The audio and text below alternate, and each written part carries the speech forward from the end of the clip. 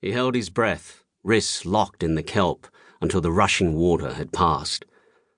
Above the sound of the wind and the waves, a dog barked. The boy pulled himself forward. He could feel sand beneath his feet. When the next wave came, he let it carry him forward in the swirl of sand and silt. He spun over and over, arms tangled in kelp, forehead scraping rock. The water pulled away, but he rolled until he found a crevice in the coarse rocks on the shore. He gasped for salty air, the sound of breaking waves close by. He wasn't out of danger yet. He dragged himself forward, grazing skin, all strength gone from his legs, the wind cold against his bare back. A German shepherd splashed into the rock pool beside him, barked, nudged its nose under his arm.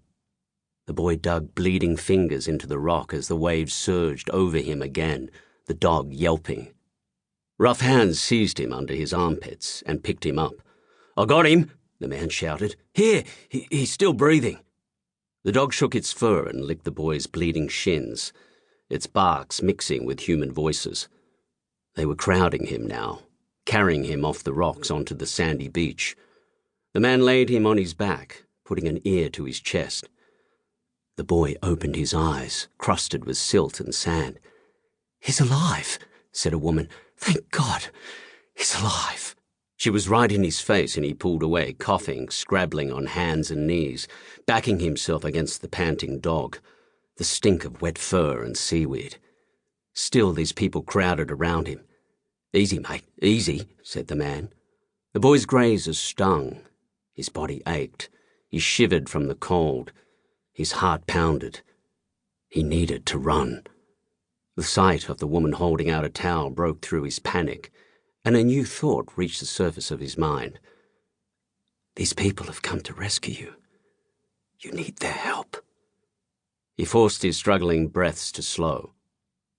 "Thank you," he croaked. His throat and nose burned raw from the salt water. Then he turned and buried his face in the dog's fur. "Thanks, Zeus," he whispered to his dog. "You did it." "Bloody hell, look at his tattoos," said the man. The boy knew he was a desperate sight. Short, thin, shaggy blonde hair, covered in kelp and sand.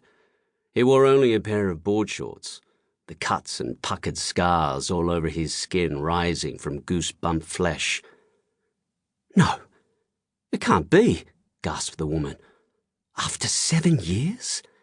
Tattooed across his scrawny shoulder blade, which dripped icy seawater, jagged words read, "This is Forest Dempsey. Be careful what you wish for." Chapter 1. Ahab. Ahab Stark burst out of the bay with a gulping breath, spear gun in his hand, an underwater torch dangling from his wrist. He pulled his diving mask down to his neck, coughing. Cold water matted his grizzled beard, the salt water stinging ice-blue eyes long since used to its bite. He bared his teeth in a grin. He'd pushed that dive a little too far. The sky still had a dusting of dawn stars, no clouds in sight. But under the surface of the water, he had heard the vibration of the drone and felt the cross-current. It was easy to feel it here, around the isolated reefs that spired out of the bay, and he had seen a school of Australian salmon flee to deeper water. The black wind was on its way. He floated in the dangerous silence that preceded it. Of course, the ocean is never quiet, but to Ahab, this was true silence.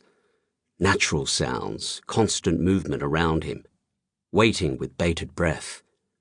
He looked up at the lightening sky, content. "I'll take my time," he told it.